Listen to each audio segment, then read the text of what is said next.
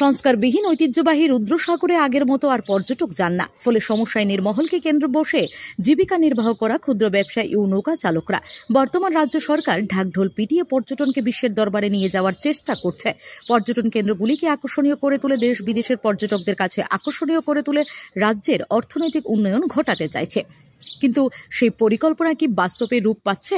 স্বাভাবিকভাবেই এই প্রশ্ন উঠছে রাজ্যের ঐতিহ্যবাহী পর্যটন কেন্দ্র নির্মহলের বর্তমান অবস্থা দেখে। প্রতি বছর নির্মহলে যান রাজ্য শুধু নয়, দেশ বিদেশের অনেক পর্যটকরা। শুধু পিকনিক নয়, রুদ্রসাগরে নৌকা দিয়ে নির্মহল ঘুরে আসেন মনোরম পরিবেশ।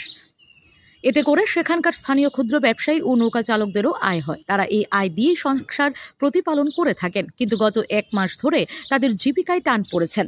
সমবায় সমিতি পরিচালিত এই নির্মহলে আগের মতো লোকজন যাচ্ছেন না। অভিযোগ, কচুরিপানায় চেয়ে আছে রুদ্রসাগর। ফলে নৌকা চালানো যায় না, তাই পর্যটকরাও সেখানে ভিড় করছেন না। এতে আর্থিকভাবে সমস্যার সম্মুখীন নির্মহলকে কেন্দ্র করে জীবিকা নির্বাহ করে আসা লোকজনদের। তারা জানান, সমবায় সমিতি চেষ্টা করছে, কিন্তু বর্তমানে যে অবস্থা রুদ্রসাগরে, তাতে সরকার এগিয়ে এলে ভালো হয়। নয়তো তাদের আগামী দিনে আরও সমস্যায় পড়তে হবে আর্থিকভাবে। এরকম কিছু না, তবে উদ্যোগ নেওয়ার চেষ্টা এখানে এরকম না যে কিছু চেষ্টা করছে না, কিন্তু যেই পরিমাণে চেষ্টা করা প্রয়োজন সেই পরিমাণে হয়েছে না। অনেক কিছু চেষ্টা হয়েছে সমিতির থেকে, কিন্তু এখনো বড় মাপের চেষ্টা করতে এবং উপর লেভেল থেকে সরকার এটা সহযোগিতা, এটা একটা পাবলিক সমবায় সমিতি।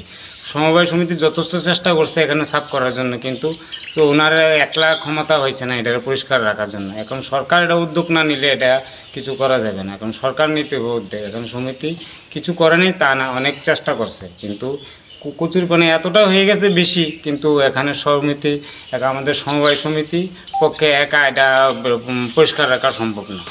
এখন সরকার উদ্যোগ নিতে হবে। নৌকা আপনারা কতজন, মানে আপনার মতে মনে কতজন আছে এখানে? আমরা এরকম 4-5টা এরকম হাতের বোট চলে, এরকম মেশিনের বোটও চলে অনেকগুলি। মেশিনের বোট চলে, এখন 20-30 জন কর্মচারী আছে। এবং আমরা এখানে ডেলি লেবারি করে রোজগার করি। হাতে চালানো নৌকা আছে 3-4টা, এরকম করে অনেকেই এরকম কষ্টে আছে। সমিতিও অসুবিধায় ভুগতে আছে, আমরাও খুব কষ্টে আছি, কিন্তু সরকার উদ্যোগ নিতে হবে। সরকার উদ্যোগ না নিলে কিচ্ছু হবে। Bureau report, S Bharat live 24 hours.